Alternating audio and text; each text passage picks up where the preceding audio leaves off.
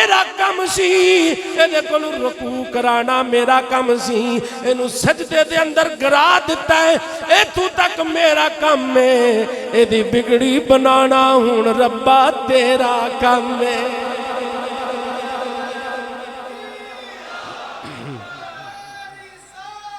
یا رسول اللہ، ہاں جی۔ اور میرے بھائیوں، اے اوئی اللہ والے نے کہ شاعر یوں کہتا ہے کہ محمد کی غلامی دین حق کی شرط اول ہے، ارے محمد کی غلامی دین حق کی شرط اول ہے، اسی میں ہو اگر خامی تو سب کچھ نامکمل ہے۔ محمد کی غلامی ہے سند آزاد ہونے کی،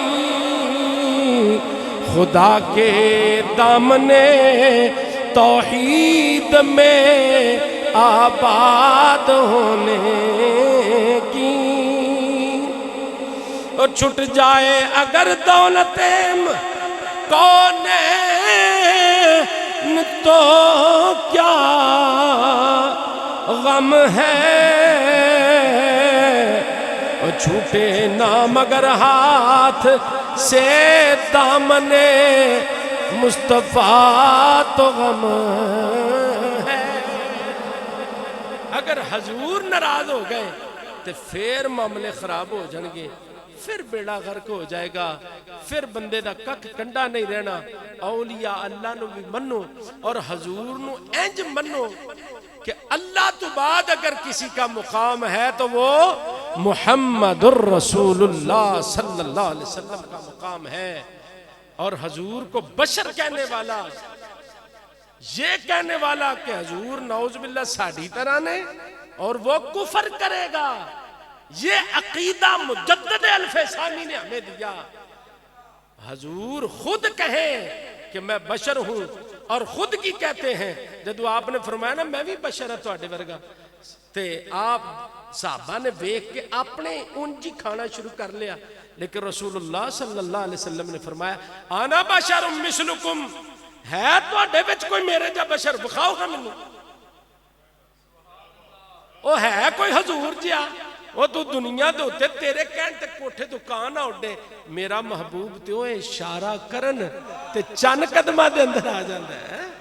میرے محبوب تو وہ ہیں جو اشارہ کریں تو پتھر کلمہ بول پڑھنے لگ پڑتے ہیں۔ حضور چلے تو پرندے آپ کے پاس آئیں، حضور چلے تو درندے آپ کے قدموں کو چومیں، حضور چلے تو پیٹھ میں سے آ جائیں کون درخت بھی آ کے آپ کا کلمہ پڑھیں۔ میرے بھائیوں، اگر کائنات میں حضور کے علاوہ کوئی ہے جو حروف مقطعات کو جانتا ہو تو بتائے۔ الف لام میم ہا میم قاف عین سین، ان کا مطلب کیا ہے؟ یہ خدا جانتا ہے یا مصطفیٰ کریم جانتے ہیں ان کی کیا شان ہے، اور یہ شان اللہ اور اس کا رسول ہی جانتا ہے، کائنات میں کوئی نہیں۔ قرآن تو یہ کہتا ہے فَعَلِمْتُ عِلْمُ الْأَوَّلِينَ وَالْآخِرِينَ، اللہ پاک نے روز ازل سے لے کے آخر تک کا علم رسول اللہ صلی اللہ علیہ وسلم کو عطا فرما دیا۔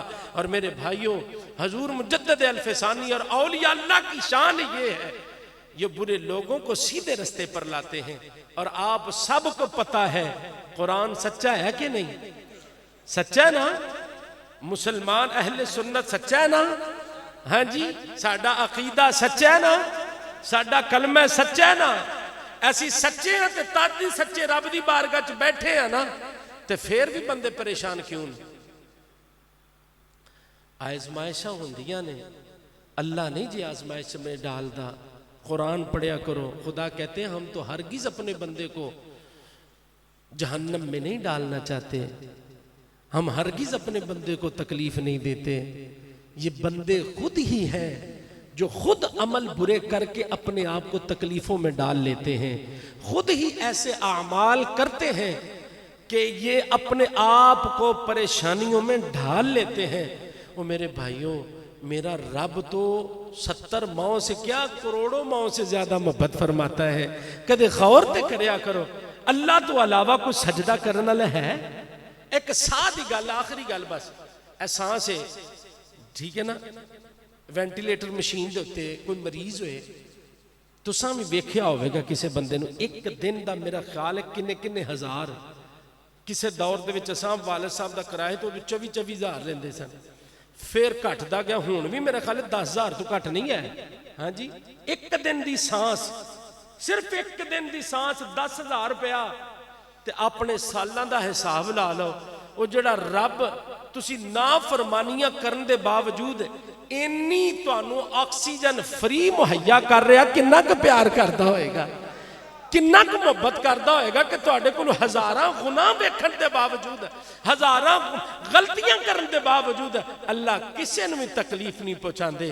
وہ بندہ ہی بندے دی تکلیف دا جڑا نا مہیا انہوں کردا ہے۔ اگر جو کوئی 4 دن کام کر لے تو تینوں کی دینا ہے، کی لینا ہے؟